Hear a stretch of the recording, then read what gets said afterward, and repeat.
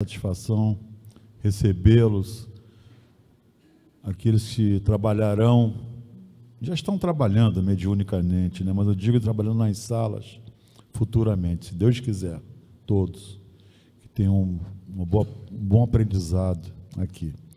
Nossa palestra de hoje será do irmão, que trabalhador da Casa de Frei Luís, Diego Costa. Diego Costa, ele é instrutor da Escola do Evangelho Francisco de Assis e também do Serviço de Orientação Mediúnica, né? E trabalhamos juntos também, não sei se trabalhamos juntos lá na escola, né? Eu fui diretor durante um tempo na escola e fui coordenador também da escola. Já passei aqui por tudo, quase tudo aqui, né? E também na apometria, né? Também na apometria, nós trabalhamos um pouquinho, mas foi bom, né? E ele vem falar sobre o tema conhecimento do futuro. Conhecimento do futuro, né? Então, não é para perguntar para ele que o número vai dar na Mega Sena, né? Conhecimento do futuro. Mas é um tema interessante, tema muito bom. Diego, os bons espíritos lhe acompanhem, lhe intuem, lhe inspirem a uma boa palestra. Fica com Deus.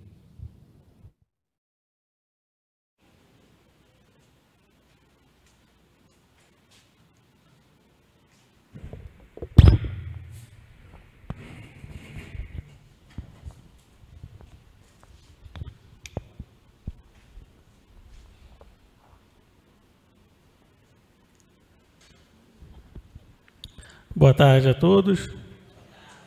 O que o Willi falou aí, né? Se alguém depois da palestra tivesse conhecimento do futuro na Mega Sena, já reservem pelo menos 3 milhões para ajudar o lar, né? Com a Light, a conta da Light, né? Lá na escola, muito aluno já falou isso, se ganhasse na Mega Sena, ele ajudaria muito lá. Eu falei, ó, eu não quero te decepcionar, eu acho que você tem uma chance muito mínima de ganhar na Mega Sena, então vamos ajudar, se você não tem condição financeira, com o seu tempo, com o seu conhecimento, com o seu suor, né? O que não falta é local para ajudar aí a casa. Então, o tema de hoje, proposto ali pelo Ari, é o conhecimento do futuro, agradecendo a coordenação do som, né, por liberar o primeiro ano aí da aula do curso do passe para a gente estudar junto aqui esse tema, alguns itens, né, desse tema. O Willi já falou no começo, reforçando aí a festinha junina, é um meio da casa conseguir recursos financeiros, as despesas são bem altas, então quem conseguir ajudar e quem não conseguir financeiramente, venha para ajudar, que tem sempre um setor aí precisando de mais 2 mãozinhas, né? Que é muita gente que frequenta a casa nesse domingo de festa. Então, eu sempre começo, né, geralmente, as palestras com a etimologia. Essa é autoexplicativa, a gente não vai ficar muito tempo. Esse conhecimento do futuro é realmente o ato de conhecer o que está por vir, né? O que vai acontecer. Lembrando aí do aviso do Willi do celular, tá? Vamos desligar ou botar no modo avião. E qual seria a finalidade da gente conhecer esse futuro, né? Eu coloquei 2 pontos, basicamente, a gente pode enumerar outros, mas basicamente esses 2 eu considero bem importantes, que é o nosso instinto de preservação e reprodução da espécie, desde lá dos animais até nós, seres humanos, e a questão do medo. Nós queremos saber sempre do futuro por esse medo que a gente tem, certa ansiedade, os excessos que a gente acaba cometendo também. Então, a gente sabendo do futuro, a gente conseguiria se preparar melhor. Mas, geralmente, o medo acaba vencendo. E esse mesmo medo é a causa primária de todas as nossas imperfeições. A gente vê durante toda a doutrina, a vasta bibliografia, que esse medo atrapalha, esse sentimento é instintivo, né? Não chega nem a ser sentimento. É um instinto do ser humano ter esse medo. Por pontos positivos, que é o instinto de preservação, mas geralmente ele mais atrapalha do que ajuda, né? Antes de falar propriamente da gente, a gente pode citar sobre os animais, né? Será que eles preveem o futuro? e a gente acaba observando, o pessoal aí da biologia, que sim, o bando de aves, que eles se reúnem e vão para longe, se vem alguma tempestade ou alguma catástrofe mais forte climática. Certos peixes, né, tubarões, eles sentem a diferença da pressão da água, então percebem que tem alguma coisa ali que está para acontecer. Então a gente vê que desde lá dos animais tem essa percepção do futuro, que algo vai acontecer, mas para eles é uma coisa mais ligada à sobrevivência mesmo, né? Para eles poderem se manter vivos ali. E essa questão aqui, no passado, a previsão do tempo era muito baseada ao comportamento desses animais. Se eles mudavam hábitos alimentares, se eles fugiam, como é que eles se comportavam. Então o ser humano foi aprendendo com eles, até certo ponto, essa previsão do tempo, principalmente. Então, plantações, o que seria melhor plantar em tal época, tudo observando os animais. E aqui é que a gente frisa a mãe de Frei Luiz, a Maria Henke, que lá na época, Westfália, antiga Prússia, atual Alemanha, ela era essa médium que previa o que ia acontecer em relação ao tempo lá nos arredores do vilarejo dela, para poder ter melhor preparo do plantio, cuidar dos animais, que era o pessoal bem do campo mesmo na época. Frei Luiz era novo ainda. E os animais têm esse pressentimento do futuro quando eles sabem que serão abatidos, né?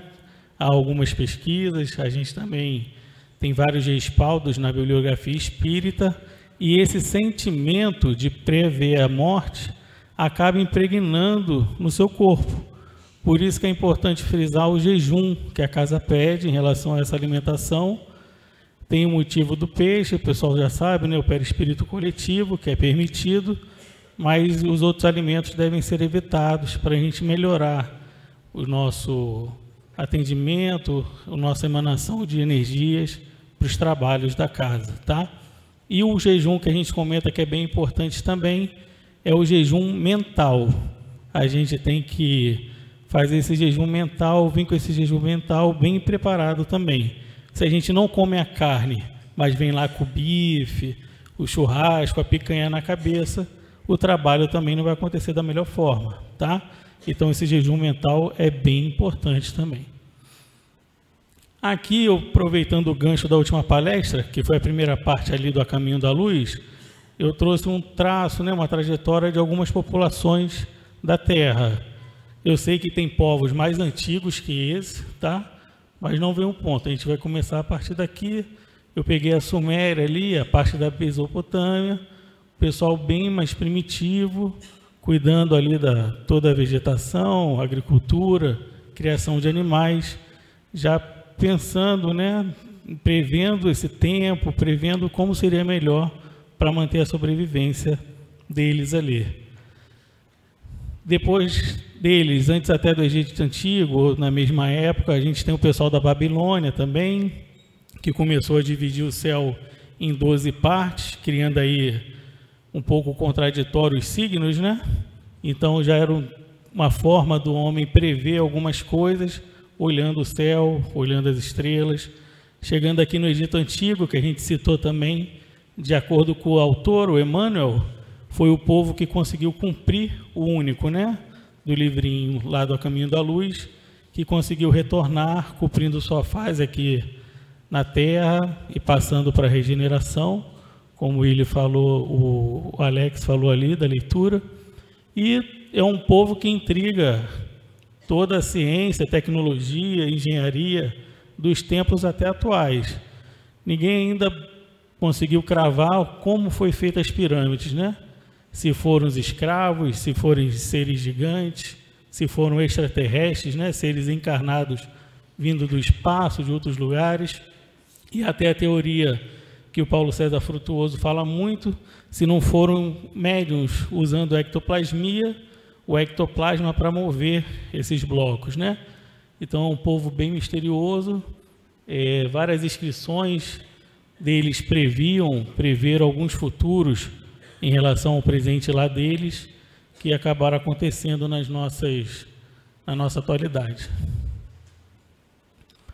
Passando rapidamente, lembrando de Moisés, com certeza um desses exemplos que a gente pega para estudo, um ser que conhecia o futuro daquela população bem primitiva, rude, agressiva, o que poderia acontecer, né? Veio com as suas leis mosaicas para começar a aliviar esse povo que era tão agressivo, recebeu os 10 mandamentos, que é a base aí do que a gente deveria seguir para conseguir essa evolução que a gente busca. Falando sobre previsão de futuro, prever o futuro, conhecer o futuro, a gente não pode deixar de passar rapidamente pela Grécia Antiga, porque daí começou um movimento muito forte que já existia com os oráculos dos templos lá da Grécia e as pítias, né, as pitonisas, seres médios psicofônicos, né, pela nossa classificação, recebendo ali inspirações ou até certos acoplamentos mais fortes de algum espírito desencarnado, davam sugestões, conselhos e o que precisasse mais para aqueles frequentadores dos templos, os religiosos, imperadores, quem estava frequentando ali o templo. E quantos de nós aí, né, quem é médio psicofônico, provavelmente não foi uma pítia dessa, ou na Grécia, ou em outro local, ou em outro planeta até, né? E aqui a gente pontua uma lição muito importante que é falado lá, né, no curso do passe, para evitar esses conselhos que as pítias davam antigamente. Hoje, né, a função do médium na casa não é de aconselhar, a casa não é melhor nem pior que nenhuma outra, mas ela não funciona com esse sistema. Quem aconselha ali o visitante é o atendimento fraterno, né? Quando a gente trabalha na sala, a nossa função é outra, tá bom? Então, guardem esses requisitos das pítias nas reencarnações passadas aí de todos nós. Falando em oráculo, não podemos deixar de citar o Sócrates, que através do oráculo de Delfos, a região ali da Grécia, um dos mais famosos da época também, veio com essa frasezinha de conhece-te a ti mesmo. Ela é a base da doutrina espírita, principalmente para a questão moral, que fala muito para a gente se conhecer. Nós temos que olhar para nós, nos conhecermos, mudarmos as atitudes que estão ruins, pensamentos, para que a gente consiga buscar essa evolução moral, né? Que é o que a doutrina se baseia. E essa mensagem não tem como desvincular dela, de um dos itens que é a base da doutrina também, lá do Livro dos Espíritos, a questão 919 com Santo Agostinho. Ele falava que durante o dia, ele tinha as ações dele nesse dia. Ao final do dia, ele pontuava as boas e as más ações. As más ações, ele tentava nos dias seguintes sempre melhorar sua postura para melhorar essas más ações. Então, nós temos que pegar esses exemplos para a gente se conhecer mais, para a gente buscar essa reforma íntima. Então, quando a gente for deitar, aquele caderninho mediúnico, né, que eu falo, o diáriozinho de vocês, a gente pontuar o que a gente falou bem e mal, o que a gente agiu, nossos atos bons e ruins, e principalmente os nossos pensamentos, que é a parte mais difícil. A gente pontua tudo ali e no dia seguinte vamos tentar melhorar isso, tá? Tem gente que fala, Diego, mas eu bato e durmo, não consigo pontuar. Então pontue de manhã, né? Tem conselho para você acordar, não levantar logo, faz uma autorreflexão, pontua ali, mas eu não consigo de manhã, é muito corrido, faz de tarde, arruma um tempinho. Se você não consegue anotar, pelo menos reflita, né? Que já é um passo para a gente buscar essa reforma íntima, para a gente se melhorar. O Miramês fala sobre essa questão os seguintes pontos. Trouxe o nosso amigo Miramês aí mais uma vez. Quanto mais a gente se conhece, maior será a nossa maturidade espiritual. E a gente vê isso respaldado em toda a doutrina, né? Esse contraste entre o bem e o mal é necessário para o nosso nível, para a gente entender o que a gente deve seguir. Tem a lei de destruição, né, que muita gente discorda, não gosta, mas faz parte do processo. É justamente esse contraste para a gente conseguir entender. Ele fala que o primeiro passo para a gente conseguir essa evolução é o desprendimento. Ele pontua bem lá, com certo discernimento nos tempos atuais. E esse desprendimento não é só o material, é o sentimental também, as emoções, o apego às pessoas também, tá? Então, aos pouquinhos, a gente tem que trabalhar isso. E ele fala com certo discernimento, porque o Willy deu exemplo aqui da casa, os gastos são altos, a gente acaba precisando mesmo da parte financeira. A gente não pode deixar, isso toma conta da gente, tá? E ele fala que a máxima de Sócrates foi atribuída a Sócrates, só que isso já vem se repetindo por outras almas, outros pensadores. Então, vê como a mensagem vem sempre se repetindo e a gente também repetindo nossas ações não consegue melhorar. As mensagens chegam e a gente nunca entende, né? Muito pouquinho. Por falar em conhecimento do futuro, a gente não pode deixar de citar um mestre, né? Pelo Espiritismo, Jesus. Ele, com todo o seu ensinamento, ações, palavras descritas aí pelos discípulos dele, deixando esse exemplo que é a base também do Espiritismo. A Bíblia Sagrada, ela, por definição, não é um livro, né, de premonição, precognição, que sabe sobre o futuro, mas a gente juntando ali todos os livros que ela tem, o Velho, o Novo Testamento, a gente vê algumas profecias ali, tá? Algumas batendo, outras não, e lembrando sempre o tempo, né? A época de cada um. Jesus usava várias figuras de linguagem. Até hoje, tem gente que interpreta de uma forma mais material, alguém de uma forma mais espiritual. Isso é o tempo de cada um. E na época da Bíblia, né, que foi escrita, o pessoal usou termos, palavras, conhecimento da época. Hoje a gente consegue analisar algumas coisas, trazendo com toda a informação que a gente já tem atualmente. Igual às populações, eu poderia citar vários pensadores, escritores, quem previa. Eu foquei só no Nostradamus. Quem não conhece, depois dê uma pesquisada. Ele fez várias previsões, algumas mais antigas. Muitos historiadores defendem que foram adulteradas, falsificadas, para poder dizer que bateu com o que ele previu. E algumas atuais eles estão vendo que não foram adulteradas, que realmente ele acertou bastante coisa aí. Então, quem não conhece, depois dá uma olhada. Nada mais é que um médium psicógrafo, inspirado ali também. Provavelmente a clarividência é bastante forte. A gente vai falar dela mais para frente. Conseguia ver esses acontecimentos que estariam por vir, né? Se tudo seguisse o caminho ali. Também não podemos deixar de falar de conhecimento do futuro, sem falar do nosso professor Kardec, que junto com os espíritos superiores sistematizaram ali o Pentateuco, e ele tem mais dezenas de obras, né? Ele não tem só essas 5 aí. É a base da casa, a base é tão forte que é física. A pedra fundamental da casa, que é a primeira pedra da construção, Luiz da Rocha Lima jogou o Pentateuco lá, colocou nesse buraco lá, o primeiro tijolinho da casa é o Pentateuco, são esses 5 livros do Kardec. Então, por isso que a base, principalmente de estudo, né, para os médios, da escola, é o Espiritismo. A gente não consegue desvencilhar isso porque é físico mesmo, né? Fica impregnado essa energia. Eu aqui também, de novo, eu poderia colocar vários pensadores da atualidade, médicos, cientistas. Eu coloquei esse rapaz aí, nesse senhor, Miguel Nicoleles. Em 2018, eu entrei aqui na casa em 2017. Em 2018 eu estava fazendo o tomo 2 com a Marisa e a Claudenice, instrutoras ainda da escola. Elas me convidaram para dar uma aula, para ficar de frente numa aula lá com a turma. Aí o tema foi mediunidade ao longo do tempo, né? O período todo aí da Terra.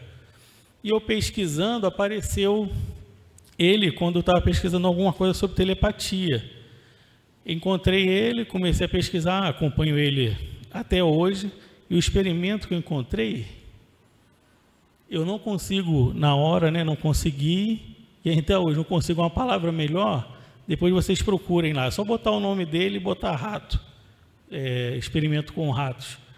Ele ali estava materializando, ele materializou, né? Ele materializou a telepatia. Eu não tenho outra definição para isso, né? Não é o tema da palestra, depois vocês deem uma olhada, mas ver como vem seres que têm esse conhecimento, essa bagagem, de repente até degradado, né? Não só ele, mas todos os outros que eu vou estar aqui na frente, mais à frente, com esse conhecimento. Então, depois, quem quiser, dê uma pesquisada que é bem interessante. Aí tem o experimento dele com os chimpanzés também, tudo mais lá. E na Copa do Mundo de 2014, coincidência ou não, que foi algo dito ali no texto, né, de abertura, ele com um grupo, né, desenvolveu essa estrutura, esse exoesqueleto, para um paralítico dar o pontapé inicial da Copa do Mundo de 2014. Muita gente nem lembra que isso aconteceu. E ele fala que quando o paralítico começou a dar o primeiro passo lá nos experimentos deles, que até os suíços choraram, né, que tinha muita gente da Suíça envolvida no projeto. Então, a gente vê que bate bem com a leitura, né, da abertura falando sobre o paralítico, e ele utilizando os córtex cerebrais, essas ligações neurais, para a mente humana conseguir vencer, né, as dificuldades, auxiliar e conseguir mover o corpo, tá? Hoje ele está bastante difundido aí, se vocês jogarem o nome, vocês vão ver. E um ponto que eu achei legal, quando eu estava estudando ele ali, nesse comecinho, ele tem esse instituto lá no Rio Grande do Norte, em Macaíba, lá no interior. Tem mais 2 institutos agregados a ele. Qual é a ideia dele? É uma palestra que eu estava assistindo dele há um tempo atrás.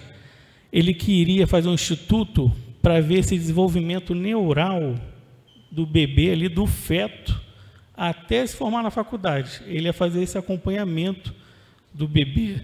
Na hora eu parei, né, o que eu estava assistindo, eu já tinha estudado as obras do Rocha Lima, né, com a Marisa na época, os livros. Eu falei, cara, imagina um cara desse com o Rocha Lima, né? Um cuidando ali da parte material, um cuidando da parte espiritual. Quanta assessoria a gente não teria, até para as crianças aqui na época do Rocha Lima. E ele conta também toda a dificuldade que teve para conseguir esse projeto, muito parecido com a história do Rocha Lima. Na hora eu não consegui desvincular a ligação com os dois, tá? E para finalizar essa questão aí do Miguel Nicoleles, ele defende muito que nós todos estamos interligados no nível cerebral. E essa ligação nossa acontece com a Terra também, e além disso com todo o universo. Tanto é que se vocês forem pesquisar, qualquer mudança mais forte que acontece no universo, hoje a gente vê que é somatizada, né? O nosso corpo sente isso. Uma explosão solar acaba deixando o pessoal mais ansioso, acaba deixando o pessoal mais estressado. Então tem muita ligação. É mais uma confirmação que a gente estuda, que nós todos estamos conectados. E num trabalho mediúnico na casa, a gente procura isso também. Todo mundo ali médio da mesma sala está bem conectado, como se fosse um corpo só, que aí o trabalho vai ser melhor, né? Aos pouquinhos a gente vai conseguindo isso. E cada sala ser um corpo só, para formar um lar só, né? Aí lembrando o gancho que eu falei do Rocha Lima, essa construção foi a primeira para assistência aos meninos. Hoje é uma escola ali no Rio Grande, tá? Na estrada do Rio Grande. E lembrando que o Rocha Lima recebeu a mensagem de Frei Luiz, o grupo, né? 29 de junho de 47, que era para o grupo ter um orfanato para cuidar de crianças órfãs. Ele não pediu um centro para ter manifestações, curas, nada disso. Era um local para cuidar das crianças, tá? Aí depois para cuidar de meninos e meninas, depois dos idosos, tem as histórias nas obras do Rocha Lima. E eu deixei alguns escritores que também tinham esse conhecimento do futuro até certo ponto, né? A gente não vai conseguir falar de todos, mas aqui tem alguns que escreveram em suas obras sobre o gravador, que não existia na época, sobre o que viria a ser o celular. Eu peguei para frisar. Tem um outro também que ele foi o precursor, vamos dizer assim, do BBB, né? Em sua obra ele relatou que a gente vivia e várias câmeras ficavam observando a gente. Tem aquele show do Truman também, né, o filme. Então, de repente, foi uma inspiração aí para o BBB, né, que o primeiro foi na Holanda. Aí eu peguei para a gente pontuar Júlio Verne, com o seu submarino Nautilus. Ele dizia que era um submarino que tinha uma forma, né, de atuar de energia infinita. E lá para a década de 50 foi construído um submarino com a energia nuclear, bem parecido ali com o Júlio Verne, e deram o nome de Nautilus, que era o mesmo submarino da obra dele. Além disso, a questão do homem ter ido à Lua, ele escreveu um livro, Da Terra à Lua. Vários pontos que aconteceram com a missão Apolo são pontos que estão lá no livro dele. Depois, se vocês procurarem também, vão ver. Fora a questão de satélites e outros mais, tá? E o outro, que está aqui no meio embaixo, o Van Gogh, ele tem uma obra intitulada Fausto. Ele mostra como é que todo o ambiente seria destruído por essa falta de... A gente não fica satisfeito, né? O ser humano destruindo todo o ambiente. E a gente vê que aconteceu isso, né, nos tempos mais modernos. Ele falou também, numa outra obra, sobre a velocidade lucífera, né? Velocidade de Lúcifer. Porque é essa velocidade desenfreada que a gente está vivendo. Tudo tem que ser agora, imediato, tudo mais. Ele já escrevia isso há anos atrás, tá bom? E puxando sardinha, sem fazer mal aos outros, né? Que a expressão puxar sardinha, a gente puxa para a gente fazendo mal a alguém. Eu citei aqui o Paulo César Frutuoso, discípulo de Rocha Lima. Pela minha percepção, é a autoridade da casa em ectoplasmia, vindo com os seus livros, mostrando esse conhecimento da medicina do futuro. E o ponto importante que eu acho que ele está levando essa informação para o pessoal, até amigo dele, que é descrente de tudo, né? A gente está estudando, está buscando se melhorar, tudo mais, mas o pessoal de fora ter essas indagações, ter essas perguntas, eu acho que atingir é um ponto bastante importante. Então a gente não podia deixar de citar ele aí, né? Um exemplo que a gente tem da casa. Aqui também eu poderia ter botado várias coisas, eu me atentei a esses 4. Os Simpsons, que ficou aí famoso nessa internet, com as previsões que eles acertam, o escritor, né? Mas erra muitas também, só que fica famoso o que é acertado, né? O Interestelar, que tem algo mais recente, mostrando ali a exploração espacial, colonizando outros planetas, todas as dificuldades. Um filme de ficção com base totalmente teórica, que o Kip Thorne, né, Nobel de Física de 2017, ele ajudou em tudo ali no filme. Então é ficção, mas com toda a base teórica, as teorias deles também. Citei o Matrix, que marcou uma época, tem até algumas metáforas, associações, colocando o ator principal, né, o Keanu Reeves, ali o Neo, o personagem do filme, como se fosse Jesus. Depois, se vocês quiserem, vocês conseguem achar também. Tem a questão da ressurreição, que volta mais forte, né, entre aspas. O Morfeu ali seria João Batista, né? E Thundercats, um desenho que eu vi muito, eu tentava ver sempre, com o Lion ali, os amigos, né, usando a espada justiceira, o olho de Tandera, que ele conseguiu uma visão além do alcance, para enxergar as coisas com mais clareza, ou que viria a acontecer, que nada mais é de uma clarividência, utilizando o quê? Um objeto. Muitas vezes, nas práticas, a gente tem relato dos alunos do som, que alguns objetos são colocados para expandir certas mediunidades, ou até funções anímicas. E o André Luiz também deixa pontuado isso. Então, para nós não deixa de ser nada que uma clarividência. E um principal que eu peguei aqui para pontuar é esse White Noise. Ele é um filme ali na plataforma Netflix, o lançamento dele está ali embaixo. ele foi baseado num livro do Dom DeLillo. Esse Dom DeLillo, ele pegou a inspiração do livro no episódio indiano, que um trem descarrilhou e voou uma fumaça tóxica na Índia. Lá na Netflix, pegaram o livro, foi baseado nisso, um romance, né? E fizeram a mesma coisa, como essa família ali viveria, só que o descarrilhamento foi em Ohio, não foi na Índia, eles colocaram Ohio. Coincidência ou não, de novo, menos de 2 meses depois, teve um descarrilhamento em Ohio, na vida real. Então, será que os escritores, os roteiristas, eles não preveram isso e não sabiam, né? São pontos aí para a gente observar, estudar, e além desse tem vários outros, tá? Eu somente tentei esse aí por conta do tempo. Aqui a gente vai ter uma passagem de Mateus no Evangelho, que ele diz justamente o que Santo Agostinho fala na 919. A gente não precisa, para conhecer o futuro, ter essa ansiedade com amanhã. A gente precisa o quê? Viver o hoje. A gente vivendo hoje, o amanhã vai tomar conta dele. Então a gente tem que pegar o passado, aprender com nossos erros, atuar melhor no hoje, porque o futuro a gente vai ter conhecimentos como vai ser, atuando de uma forma melhor.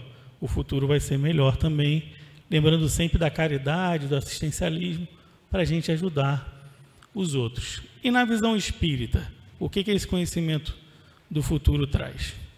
Eu pontuei só a título de curiosidade no Pentateuco e naquelas fontes ali, tá? Se o livro for diferente, pode ser que seja diferente também.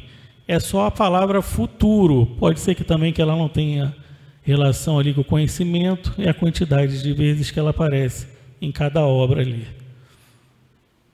E lá, na questão 868, o Kardec perguntou: pode o futuro ser revelado ao homem? E eles respondem: em princípio, o futuro lhe é oculto, e só em casos excepcionais permite Deus que seja revelado. Então a resposta está aí. E complementando essa questão, na 869, com que fim esse futuro se conserva oculto, já que ele é oculto, né? E eles respondem também: negligenciaria do presente e não obraria com liberdade. Começaria a afetar o quê? O nosso livre-arbítrio. Se nós soubéssemos todas as provas que estão para vir, nós iríamos atenuar, amenizar elas, né? A gente não quer dificuldade, quanto menos melhor. Só que isso afeta o nosso livre-arbítrio e a nossa resistência às nossas paixões, às más condutas, aos pontos que a gente ainda tem que melhorar. Se uma coisa tem que acontecer, inútil seria ocupar-se com ela. Se já vai acontecer aquilo, então não vou fazer nada. Com aquela previsão já está ali, então nada que eu faça vai mudar aquilo. E a gente sabe que não é, né? As coisas mudam a cada milissegundo e vai depender sempre das ações atuais, o futuro. Por isso que o vidente vai lá na TV, acerta, mas uma hora ele vai errar, né? E se a gente colocar ele para fazer 1000 previsões, provavelmente ele também vai errar mais do que acertar. E complementando que esse item lá no Livro dos Espíritos, são só essas 4 questões. No Livro dos Espíritos. Fugiríamos das nossas provas, aumentaria cobiça e ansiedade, a gente sempre querendo mais, a gente vê quando tem alguma catástrofe, desastre, todo mundo quer fazer estoque de tudo, né? Primeiro a gente, depois o pessoal. Fomos criados simples e ignorantes, eles colocam nessas 2 questões também para a gente relembrar. E a prova nos aperfeiçoa, lutamos contra as tentações e adquirimos méritos da resistência. Então faz parte a gente passar para a gente aprender com isso, para a gente superar isso. A gente foi corrupto lá na Europa, na época mais antiga, nos séculos passados, para a gente saber se conseguiu superar a corrupção, bem como político agora no Brasil. É um dos exemplos que a gente usa muito no estudo também. Se você superou aquilo, nada, o ambiente, o meio, nenhuma situação vai conseguir te corromper de novo, tá? E lá na Gênesis, naquele item, ele fala também para a gente saber do futuro com um fim útil e não ficar alguma coisa maquinalmente, né? Ficar falando o que vai acontecer, tudo mais, sempre esse fim útil da doutrina também. E um conhecimento do futuro aqui para todos vocês, sem decepcionar ninguém, é que todos nós vamos desencarnar, né? Todos nós vamos evoluir e todos nós vamos desencarnar. Então, esse conhecimento do futuro, esse medo da morte, do desencarne, que é o Thanatos ali, né? O anjo da morte, junto com o irmão gêmeo dele lá, o Hipnos, que é o deus do sono, a gente acaba tendo ainda esse medo da morte. E a gente tem que aprender com Emmanuel, né? O ensinamento que ele deixou para o Chico, lá naquele episódio do avião, acho que todo mundo conhece, para a gente morrer com educação, né? Com dignidade. Então, se o Chico se desesperou com o avião caindo, que acho que não tem nenhum problema a gente dar um gritinho lá na hora também não, tá? Espero que não aconteça, seja uma prova nem uma inspiração para ninguém aqui. E por falar em conhecimento do futuro, tem esses itens que eu estudo bastante do Livro dos Espíritos. Quem quiser saber mais, né, tem que se aprofundar um pouquinho, principalmente nesses itens aí. Está lá no capítulo 8, da Emancipação da Alma, questão 400 a 455. Lá o Kardec, com os espíritos superiores, vai abordar vários pontos, principalmente a questão dessa desdobramento, né, a projeção do corpo. Ele vai falar ali sobre a vigília, o sono, o sonambulismo natural e provocado. O sonambulismo, a gente sempre frisa aqui, que é transe mediúnico, tá? Na época não existia essa palavra, Kardec usou o que estava na mão dele na época, que essa palavra sonambulismo estava muito forte. O êxtase, que é esse transe mediúnico mais apurado, mais forte, e a dupla vista, que é a visão do espírito, que a gente acaba vendo com todo o perispírito ali. Depois, quem quiser, dê uma olhada. Esses itens são bastante importantes para o tema.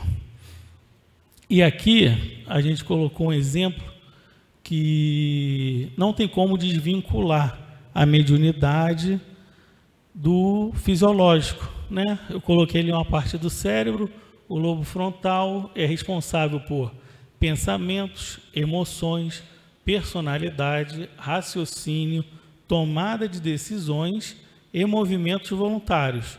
Várias ações ali a gente vê que tem a ver com o futuro. A gente quer ter esse conhecimento do futuro para tomar uma decisão melhor, para ter um movimento melhor, evitar que alguma coisa nos atinja, alguma coisa caia e a gente consiga pegar, um raciocínio melhor, lembrando sempre desse fim útil. E, de novo, coincidência ou não, um dos chakras que mais atuam, é o que mais atua, né? Com a questão da vidência e a clarividência, que está bem relacionado com esse conhecimento do futuro, é o chakra frontal, tá? Fica localizado ali bem na frente do crânio, na região da testa, e fica bem similar ao lobo frontal, que fica mais ou menos na mesma direção ali, tá bom? Então, é a área do chakra, é o chakra que está mais relacionado à vidência e à clarividência. Nós fazemos várias práticas, né, lá no som, imaginar que um fluxo de energia, como se fosse uma tromba do elefante desenrolando desse chakra para poder ampliar essa visão, além do alcance aí, né, sem usar o olho de Tandera. E lá no Livro dos Médiuns fica um alerta no item 267, parágrafo 8º, dizendo que a previsão de qualquer acontecimento para uma época determinada é indício de mistificação. Nós temos as exceções também à regra, tá? Mas é um ponto que a gente tem que tomar muito cuidado com essas previsões. Foi o que eu falei. Se botar alguém para prever 1000 coisas, provavelmente ele vai errar muito, tá? Então, fica o alerta aí que os espíritos deixaram. Esse item é bem importante para nós médios ficarmos passando o olho de novo, estudando, sempre relembrando, tá? Item 267, parágrafo 8º. E aqui eu coloquei alguns seres, né, já desencarnados, que eu sempre peço auxílio, principalmente nos trabalhos da casa, de vidência e clarividência, pensando ali na melhor assistência, como organizar melhor o trabalho, além da minha equipe, né? Mas eu pontuei esses 5. Ali à esquerda está o Valdo Vieira, o bicho-papão do espiritismo, né? Para muitos, e do seu lado o Chico, que é o exemplo do espiritismo, provavelmente o maior médium, né, que passou pela Terra, muitos defendem isso. O Valdo ali com a sua ciência, a conscienciologia, e o Chico deixou nossa doutrina, né, a doutrina espírita bastante, com muita base, né, com as suas obras também. E a gente vê que foram 2 médiuns de efeitos físicos que saíram dos efeitos físicos para se dedicar aos livros, né? Chico recebeu aquele alerta do Emmanuel, que se materializou a primeira vez, e orientou ele para não fazer mais aquilo, para poder se dedicar aos livros. O Chico seguiu, viveu bastante, e a gente vê que esses médiuns de efeito físico geralmente desencarnam cedo. Provavelmente, né, uma das opções é o desgaste físico, o corpo não aguenta tanta energia, né, que vai sendo atuada aí. 3 pilares da casa, né, bases aí da casa.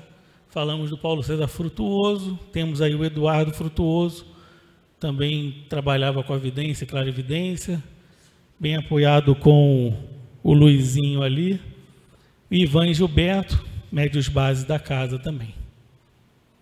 Não podemos deixar de citar Luiz da Rocha Lima, com a sua clarividência, sua disciplina, sua força de vontade, até quando os outros eram contra, diziam que não ia dar certo lá, que o auditório 300 lugares era muito na época, ele sempre confiando ali na sua mediunidade, e em Frei Luiz, em toda a equipe, e a ajuda que ele teve, manteve-se firme ali. E Frei Luiz tem os episódios que previu o futuro em sua vida, e um ponto importante, o nosso mentor espiritual, né, o nosso eterno presidente, o Rocha Lima, eterno presidente, o nosso mentor espiritual, Frei Luiz. Uma senhora falou com ele para ele visitar a casa dela, lá em Petrópolis, e ele comunicou que não poderia ir, que ele não iria. E o rapaz que estava com ele achou estranho, que ele sempre era solícito, sempre ia na casa de todo mundo. Aí ele avisou: não, meu filho, é porque nessa data que ela quer, eu vou morrer, eu não vou estar por aqui. E realmente aconteceu, a data que ela queria foi depois do desencarne dele. No livro do Rocha Lima, na Forças do Espírito, junto com o Lauro Neiva, tem um filósofo também, escritor, o Papus, ele também previu a morte dele. Então a gente vê que esses seres que já estão mais conectados com o plano espiritual, eles conseguem ter esse conhecimento também de quando vão desencarnar e levam na boa, né? Morrem ali, desencarnam com educação e dignidade. E foi esse conhecimento do futuro que me trouxe aqui para o lar. Desde criança, vendo, né, conversando, tendo essas precognições, previsões e as coisas batendo. Em 2016, eu atendi algumas academias com avaliação física e na semana foi uma enxurrada. As recepcionistas vinham com o cliente, eu acertava o nome completo, telefone, endereço, e às vezes até outras coisas mais que tinham lá na ficha. Ao primeiro dia, eu não conhecia espiritismo, tá? Conheci aqui na casa em 2017. Isso foi em 2016. O primeiro dia foi legal, né? Pô, acertei bastante coisa, muito bom, cheguei lá. Aí terça-feira a mesma coisa. No final do mês, que foi uma enxurrada muito grande, eu falei: isso aqui não é normal, não. Isso aqui tem alguma coisa, nunca foi assim. Aí eu comecei a pesquisar. Achei esquizofrenia. Eu falei: não, isso aqui eu vou descartar, que eu não sou esquizofrênico, é desde criança, eu não estou inventando, vou ter que procurar outra explicação que eu não estou concordando, não. Aí eu achei um nome lá de uma pessoa, Chico Xavier. Aí eu falei: quem é esse cara, Chico Xavier? Aí comecei a pesquisar o Chico e achei o espiritismo. Também nunca tinha ouvido falar, conhecia, mas para mim nunca agregou em nada, não queria participar de nada. E eu já conheci o lar aqui, né, pelo nome, então vim visitar, passei pelo fraterno, indicaram a escola e estou aí até hoje, né? Espero continuar por aí. Então a gente tem que buscar essa nossa mediunidade para esse fim útil. E eu deixo uma técnica aqui, quem quiser saber sobre o seu futuro na casa, né? Alguns aí que já estudaram comigo sabem qual é. Eu sempre passava pelo esse quadrinho de Frei Luiz, aquele rosto Rocha Lima, e eles ficavam me encarando. Sempre tive essa sensação, no primeiro dia aqui. Aí eu falei, quem é esse cara? Eu ficava olhando, né? Parece que está olhando de novo. Vou para lá, vou para cá. Aí conheci a Marisa, vi que era o Rocha Lima, e tem uma técnica que eu uso. Se a gente quer saber como está na casa, esse conhecimento do futuro aí na casa, encarar ali essa fotinha de Frei Luiz no olho mesmo. Se ele estiver sorrindo, alguma coisa você está fazendo bem. Agora, se ele fechar a cara, não estiver muito feliz, aí a gente tem que ver se deixou alguma palestra de lado, não estudou algum ponto da melhor forma, ou até como a gente está atuando na casa, né? Se o jejum está certinho, aí cada um com seu ponto. E algumas pessoas falaram para mim que elas já faziam isso. Então a gente vê que bate aí. E para a gente encerrar, eu deixei essa frasezinha. Depressão é o excesso do passado. Ansiedade é o excesso do futuro. Devemos viver o agora, ajudando aos outros e nos melhorando. A gente veio, né, reencarnou com duas funções: evoluir e ajudar os outros. E a gente não consegue evoluir sem ter essa caridade, sem ter assistência para ajudar os outros, tá bom? Desejo a todos a melhor quarta-feira, as melhores energias nessa quarta-feira na casa, bons estudos, bons encontros, e venham domingo para a festinha junina, tá?